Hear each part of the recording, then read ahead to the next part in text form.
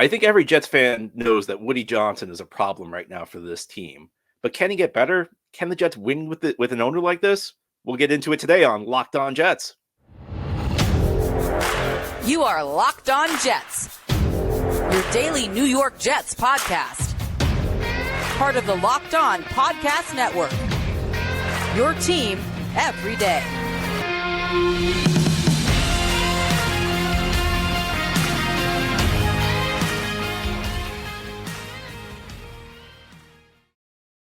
Welcome. This is the Locked On Jets podcast, part of the Locked On Podcast Network, your team every day. It's Wednesday, February 14th, 2024. Happy Valentine's Day. I'm your host, John B. from GangrenNation.com. Thanking you so much for making the show your first listen or first watch every day. Subscribe to the show for free on YouTube or wherever you get your podcasts so you'll get new episodes as soon as they're posted. If you enjoy the show and are listening on a podcast source, please give it a 5-star review. And if you're watching on YouTube and enjoy the show, give this episode a big thumbs up. It helps us out, helps other Jets fans find the podcast. Today's episode is brought to you by FanDuel. Make every moment more. Right now, new customers get $150 in bonus bets with any winning $5 bet. That's $150 if your bet wins. Visit FanDuel.com/lockedon to get started. Well, on today's show, we're having our weekly mailbag. Each Wednesday, we try and do a mailbag with listener questions. Thanks so much to everybody who sent in questions. And a lot of questions were about the owner this week. Woody Johnson, of course, made headlines late last week with public comments that were very difficult to believe, and Jets fans are fired up about him. Our first question, John, since Woody Johnson has owned the Jets, we seem to be in a pretty terrible cycle. We hire a coach and GM. Woody forces a few moves, then goes to the media to brag about how good of a direction this franchise is moving. While the new uniforms, Robert Saleh focusing on offense, and Woody Johnson holding people accountable are all quote-unquote franchise-altering revelations, do you think this team will ever be able to build a winning culture with Woody Johnson as the owner? Well, I think it can happen, but I think it's going to be a very difficult thing to happen unless Woody Johnson starts learning and unless Woody Johnson starts getting some humility. You know, you look across the NFL, team that played in the Super Bowl Sunday, the San Francisco 49ers. They have an owner, Jed York. And if you look at what Jed York was doing like 2014, 2015, 2016, every bit as bad as Woody Johnson. Jed York was intervening in things he had no business intervening in. He was making horrible hires. He was overbearing. He was arrogant. And 3 years of losing kind of taught Jed York some tough lessons.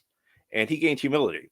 And, there are a couple of recent articles out about the 49ers hiring Kyle Shanahan and John Lynch all the way back in 2017. And they talked about how York realized he needed to change how he was doing things because, he wasn't doing things the right way. I think that if you look across the league, there are plenty of examples of owners who came in and looked like they had no idea what they were doing at first and eventually learned. In Cleveland, Jimmy Haslam, you look at his first couple of years, the Browns were probably a bigger mess than the Jets are right now. Now, Haslam's not a perfect owner, but he's at least started to flirt with competence at times. It seems like he's gotten better. It's at some point the losing embarrasses you enough that you realize you have to change your ways. And this is, to me, is one of the frustrating things about Woody Johnson, that we're 13 years into this playoff drought. If you listen to what Woody had to say last week, if you listen to what he said Christmas Eve when he announced Robert Saleh and Joe Douglas were coming back, it's like he's learned nothing. And at some point, you hope he figures out that all of this influence he has, that all of these decisions he's making, that they're setting the team on a bad path. I think as currently constructed, at least with Woody's current mindset, it's going to be very difficult for the Jets to sustain any success. They could probably run into a 10-win season here or there. Next year with Rodgers back, they should be a team that's in the mix for the playoffs. The Jets were one of the few teams that weren't in the mix for the playoffs this year. If you look across the AFC with now 7 playoff spots available, most teams are alive late into December. So the Jets should be, in reasonably good shape to make the playoffs next year. If they don't make it, they should at least have a pretty good shot, and they should be playing competitive games late into the season. But over the long run, it's almost like unless Woody changes his ways, the Jets are going to have to fall into something by accident where, maybe they just hire a coach who happens to be the next hot guy and nobody realizes it. It's almost like it's going to have to happen by chance unless Woody changes his ways. And, I'm an optimist about owners eventually figuring it out. I'm an optimist about things eventually evening out. I think to miss the playoffs 13 straight years, in addition to being bad, and the Jets have probably been as dysfunctional as any franchise in the league the last 13 years, you also have to have a fair share of bad luck. if Aaron Rodgers doesn't get injured this season, 4 plays into the season, Jets, very well may have been a wild card team. So it's not completely impossible that the team, can find success for a year or two. But if we're talking about the long-term success that you need in most cases to win the Super Bowl, then I think it's going to be very elusive until Woody gets embarrassed enough that he realizes I don't know what I'm doing. And I think the more frustrating thing is, some of the owners that I mentioned, those were guys who were relatively new in their tenures. These were guys who were relatively new owners. For Woody now, we're closing in on 25 years. And it's not just that I feel like close to 25 years in that he doesn't know how to run a team. I don't get the impression he knows a lot about football. It just doesn't seem like he's really picked up a whole lot. I mean, I think if you sat him down, I think if he came on this podcast and we talked about the X's and O's, I'm not sure he could give a great answer to a lot of questions. I don't think he's a guy who really studies the game all that much. And I think, there's the old saying, the person who doesn't know what they don't know, that's Woody. If I know what I don't know, if I'm like Woody Johnson, I realize I don't know a lot about football, then I'm not going to intervene on things because I realize all I'll do is mess things up. Woody Johnson thinks he knows football, but he doesn't know football. And it's part of the reason you've seen the Jets in such disarray in recent seasons. So hopefully it turns around, and hopefully at some point Woody gains humility. I've seen, again, I can give you the list of owners who looked awful for a stretch. And the other thing is, you do have to remember Woody's first decade running the team, the Jets were reasonably successful. They were a pretty consistent playoff team. So we've seen that the organization can at least have winning seasons. I do think that the organization under Woody can produce quality seasons, but can they achieve sustainable success? Well, when I look at what happened last year, this time last year, it felt like the Jets were moving in the right direction. They had just drafted 2 rookies of the year. They had a great draft class. Felt like finally they were doing things the right way. And then Woody intervenes. And suddenly, we got Alan Lazard in here. We've got Randall Cobb in here. We've got Nathaniel Hackett in here. All these guys, because Woody wants Aaron Rodgers so bad that he'll just bring in anybody who's a friend of Aaron Rodgers. And that's kind of a microcosm of the issues the Jets have faced under Woody Johnson's management. And again, I'm hoping that this gets better. I'm hoping that maybe this something changes, because something has to change for this franchise. It is so frustrating right now, and I feel your frustration. Our next question: how many more skilled position starters do you think the Jets need for a much improved offense in 2024? The way I see it, Brees and Garrett are a great 1 and 2, and Conklin could be a good 5th option. We just need a 3rd or 4th option. Do they necessarily need to be receivers, or would a tight end like Bowers fit the bill? Well, the position doesn't matter as much as just getting great players in here. I think the Jets clearly need better supporting parts. I think you hit the nail on the head. They have a great 1-2. I think Conklin's okay as like a secondary guy, but I think you're right. Probably 2 skill players. I don't like the idea of drafting Brock Bowers, though, in the top 10. And we'll get into this much more as the offseason progresses. The issue with drafting a tight end in the top 10 is there's an old phrase in the stock market, priced to perfection. Essentially, if you draft a tight end in the top 10, they have to be one of the top tight ends in the league, or the pick is bad. And you can never guarantee a player you draft is going to be like a top 3, top 5 player at his position. You want to be, at other positions, say like defensive end, that's a premium position. So a guy like Jermaine Johnson, who's a good player, who, was a Pro Bowl alternate, but not one of the top 5 players at this position, he's still a success in the first round. I know the Jets took him a little bit later than 10, but at the wide receiver position, you don't need somebody who's going to be a top 5 player to be a success as a first round pick. At the tight end position, I feel like if you're not a top 10 player, it's very difficult to justify the pick. We'll get into that in much more detail over the course of the offseason, because I have plenty more thoughts about the draft and Brock Bowers. And some of the thoughts I have about the draft are about the Jets draft strategy, trading down. I'm for it. I think it's a good idea. Not all of you feel the same way. We're going to talk about that as we continue on this Wednesday mailbag edition of Locked On Jets. Our episode of Locked On Jets today is brought to you by FanDuel. Get your buckets with your first bet on FanDuel, America's #1 sportsbook. Because right now, new customers get $150 in bonus bets with any winning $5 bet. Again, that's $150 if your bet wins. Of course, the NFL season is now over. The Kansas City Chiefs are Super Bowl champions for the 2nd straight year. And unfortunately, the Jets missed the playoffs for the 13th straight year. But there's still plenty of action on FanDuel. NBA season's heating up. The contenders are starting to reveal themselves, and there are also plenty of other sports where you can bet on FanDuel. Bet on all your favorite NBA players and teams with quick bets, live same-game parlays, exclusive props, and more. Just visit FanDuel.com/lockedon and shoot your shot. Again, it's FanDuel.com/lockedon. FanDuel, official sportsbook partner of the NBA. Thank you so much for making Locked On Jets your first listen or first watch every day. Big shout out to everydayers. This is a daily podcast covering the New York Jets. We have new episodes each day through the week, Monday through Friday, and then bonus episodes as needed, as news dictates. We continue now with our weekly mailbag show. Our next question: if Joe Alt or Olu Finashu are available, do we jump on it and avoid getting too fancy with a trade down? Because if we do that, we're likely to get Fuaga or Latham. The theory is that there are blue chippers available at offensive tackle, and Aaron Rodgers can make it work with a third-round wide receiver. So the question really comes down to: should the Jets trade down if Joe Alt or Olu Finashu are there? Should they just not get too cute and take one of the premium tackles in this draft class? As always, it comes down to what they're offered. But I think when we talk about trading down, there has to be something good for teams to trade up for. I see all this talk about, well, if the Jets, I'm probably guilty of it myself, but I see all this talk like if all the best receivers and tackles are off the board, the Jets should trade down. Well, who's going to want to trade up in that situation? Part of the reason the team would trade up is that one of the blue chip players is available. So if none of the players the Jets want are gone, obviously they should look to trade down. But does that mean that who's the other team going to trade up for? I think that's part of the question. You have to give something to get something. And I think back to a study that was done about 10 years ago. There was an academic study about trading down in the draft.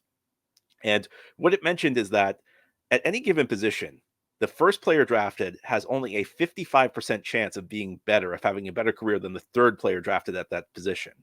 So we look at this and we act like it's set in stone that Joe Alt is going to be the best tackle. And I think there has to be a balance, because you have to evaluate these guys. You're not just throwing darts at a board picking these guys. You do have to rank these guys. But you also have to consider the possibility that maybe I'm wrong, because the draft is a very inexact science. I mean, Mitchell Trubisky was drafted before Patrick Mahomes. It's a good example. Garyon Conley was drafted before Tre'Davious White. Jerry Jeudy was drafted before CeeDee Lamb and Justin Jefferson. The NFL in general is pretty good about figuring out the best players in the draft class, but they're not great. They're not always great at ranking who the true blue chip players are. They may say this guy's really good, he's a first round pick, but among the first round picks, they're not always great at ranking them. Now, again, the odds of the top pick at a position, a top player at a position, being better than the third player drafted at a position is 55%. 55% means it's a little bit better than a coin flip. So you'd rather have the top player at a position than the third player at a position. 55% versus 45%. But the benefit from trading down is you tend to get extra picks. And when we're talking about trading down in the first round, you tend to get extra picks on day two. So you'd rather have a 55% chance than a 45% chance. But if you're also including, with the 45% chance, an extra pick on day two or so, odds are you're going to get more value out of the trade down. Because first of all, you still have a 45% chance of getting the better player when you trade down. But also you add these extra picks, which are very valuable. And when we talk about the teams that draft well, they tend to nail the second and third rounds. Those are the spots in the draft where there's still great players available. But when you pick them, you don't really have to pay them that much. Even in the first round players, if they hit their discount financially, but first round contracts are still a couple $1 million a year for the most part. You draft somebody and nail the pick in the second or third round, you're paying them practically nothing. You're paying them not quite the minimum wage, but close to the minimum wage in the NFL. So lots of different considerations here. We look at this and we act like it's set in stone that Alt and Fashanu are going to be the two best tackles, and Fuaga and Latham are not. But it's all entirely possible Fuaga or Latham ends up being the best tackle in this class. If we don't know this now. If looking back, you can say you know who the best tackles were, but look how frequently in the past those prognostications have been wrong. So I think that teams, when they draft, they don't show enough humility. They don't think through, like, what if we're wrong on this? Because the difference between a first round grade and a sixth round grade on players is pretty big. But a first round grade where I have this guy's about the best at the position versus the third best at the position, there's a lot of potential for error there. So it depends on what the Jets are offered. Last year the Jets, of course, famously traded down from 13 to 15 and probably lost out on Broderick Jones as a result, who was a tackle who, we don't know how his career is going to turn out. But if you look back on that, through 1 year, if you could have done that over, you'd probably want Broderick Jones because he was better than any tackle the Jets had playing this season. The Jets traded from 13 to 15 for Aaron Rodgers. Now, that was a mistake because the Jets got nothing out of it. Part of the benefit of the trade down is you get extra picks later on, typically. When the Jets traded from 13 to 15, you could say they got Aaron Rodgers, but I don't think that deal would have fallen apart if the Jets had drawn a line in the sand and said, Green Bay, we are not trading 13 for 15. That was a bad move because the Jets got nothing in return for the risk of trading down. And they ended up kind of losing out on Broderick Jones. At least that's how it looks right now. But the extra picks you get in the trade down, they're part of what makes the value so great because you get an extra chance. And especially for a team without a second round pick this year, a second round pick could be pretty valuable, a pretty valuable addition for the New York Jets. Next question. How would you rank Rodgers among AFC quarterbacks ahead of 2024? I think Mahomes, Burrow, Allen are ahead of him because of their youth and talent. What about Herbert with Harbaugh? So I thought this through. And what I did was I listed every quarterback in the AFC. And I'm not, I didn't do a comprehensive ranking, but essentially I looked through every quarterback and I said, all right, here's how I'll do this. If I look at that guy and I immediately say, without thinking, yes, I take him over Aaron Rodgers in 2024, then it's that. If I have to think about it, then I'm not going to take him over Aaron Rodgers. And then there are some situations. I mean, I'd obviously rather have the Jets Rodgers than Pittsburgh situation. There are teams that just have a mess at the quarterback position where you say no matter what, yes, I'm taking Rodgers over that. Raiders are another right now. So here are the guys I looked at, and if I'm just assuming I'm getting them for 2024, no cap ramifications, nothing beyond 2024. The guys I immediately said, yes, without a doubt, I'd take over Aaron Rodgers this season in the AFC were Patrick Mahomes, Josh Allen, Joe Burrow, Lamar Jackson, CJ Stroud, and Justin Herbert. So those are the guys. I think that those are the guys where I look at it and I say, there's no doubt I would rather have those quarterbacks than Aaron Rodgers next season. Now, a prime Aaron Rodgers would be a different story, but I'm also factoring in that there's a lot of unknown about Aaron Rodgers. We don't know how good Aaron Rodgers is going to be. Aaron Rodgers could be very good next season, or he could show a lot of decline. This is a quarterback who, one of the greats who's ever played, really been injured the last 2 seasons, could bounce back, could be the comeback player of the year, could play at a very high level. Or he could be a guy who's, 40 coming off a serious injury. He could be a guy who's in a bit of decline. There's a wide variety of potential outcomes for Aaron Rodgers next season. So those are the guys that I think, if you offer them to me today, there's no question I'd take them. Again, Mahomes, Burrow, Josh Allen, Lamar Jackson, CJ Stroud, Justin Herbert. Those are the guys where there's just no doubt about it. There are some guys where I could go either way, but there's enough hope with Rodgers that maybe he'll be better than some of the other guys. So those are my choices right now. They'd be interested to hear what you have to say. Now, head here on the Locked On Jets podcast, we'll turn our attention back to Woody Johnson because Woody Johnson obviously is the topic of the week. How big of a say should he have in the team's football decisions? How big of a say do owners typically have in football decisions? We'll talk about that continuing this Wednesday edition of Locked On Jets. Today's episode of Locked On Jets is brought to you by eBay Motors. Passion, drive, and patience. What brings home the winning trophy is also what keeps your ride or die alive. And eBay Motors has everything you need to maintain your vehicle and level it up to peak performance. From superchargers, roof racks, exhaust kits, LED headlights, and more. Whether you're into speed, power, or style, eBay Motors has got you covered. And with over 122 million parts for your number one ride or die, you'll always find exactly what you're looking for. And with eBay Guaranteed Fit, your part is guaranteed to fit your ride every time or your money back. Because with eBay Motors, you're burning rubber, not cash.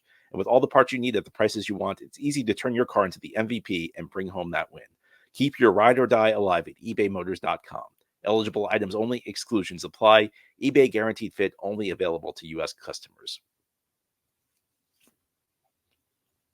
This is the Locked On Jets podcast. On this Wednesday, we're doing our weekly mailbag show. Our next question, is it standard practice for owners to sign off on major moves for an NFL franchise, like who to take with an early first-round pick or whether to trade or extend a star player? A recent Athletic article about the Jets had a quote saying the Jets coaches needed Woody to sign off on sitting veterans in favor of younger players.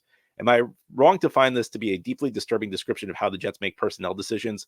Should this have gotten more attention from the media? I'm on the same page with you. I mean, that Athletic article, we focused on Robert Saleh, and most of it was about Saleh, but there were a couple really troubling nuggets about Woody Johnson in that one, and that was one of them. Another one was Woody Johnson apparently taking social media fan criticism to the coaching staff. Now, look, I'm not a big fan of the Jets coaching staff, but I trust them to fix what the problems with the team more than I would the fans on social media. That's really troubling to me. How much sway do owners typically have in a franchise? It depends on the team.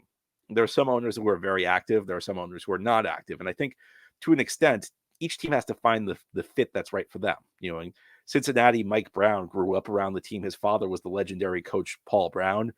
Mike Brown's very involved. We all know Jerry Jones is very involved in Dallas. John Mara's not as openly public about his involvement, but John Mara is there very much there on a day-to-day basis with the Giants. Clark Hunt in Kansas City is very active there. It depends on the team. I think it's impossible to completely separate the owner from big decisions. Doesn't mean the owner's the one who's ultimately coming up with the idea, but I think any major decision your franchise makes, for the most part, an owner's going to sign off on it. When we're talking about giving the quarterback a big extension, when we're talking about whether or not a situation like Aaron Rodgers this year, where the Jets were talking about putting him back in the lineup, the owner would sign off on that. But I think what the great owners do is they kind of know when to intervene and when not to intervene. They kind of know when to push for something and when not to, and they know the right questions to ask. An example of this would be the late Steelers owner Dan Rooney. In 2004, there was a story that came out. This is the year the Steelers drafted Ben Roethlisberger, and there was some discussion in their war room, and I'm paraphrasing a bit here, but there were people in the Steelers organization who did not want to take Ben Roethlisberger. And there was a story that Dan Rooney essentially went to them and he talked about 21 years earlier when the Steelers had passed on Dan Marino and how they always regretted it. And the Steelers, of course, ended up taking Ben Roethlisberger. Now, we don't know how heavy of a hand Dan Rooney had on that decision, but it's a good example of I think a good owner just kind of keeps the trains on track. He kind of makes sure that the team, that everybody's thinking big decisions through. I don't think you want an owner who's, second guessing the scouting staff in the 5th round of the draft, but you want an owner who makes sure, when you right before the franchise is about to make a big decision, have we thought everything through? Are we doing all the right things? Can we live with this if this decision doesn't work out? And unfortunately with the Jets, and this is, I think, one of the bigger problems with Woody, is I don't think we could trust Woody to make the right decisions right now. And I think as I mentioned, there are some teams where the owner's extremely involved, like the Bengals or the Cowboys, where the owner, you see him front and center on everything.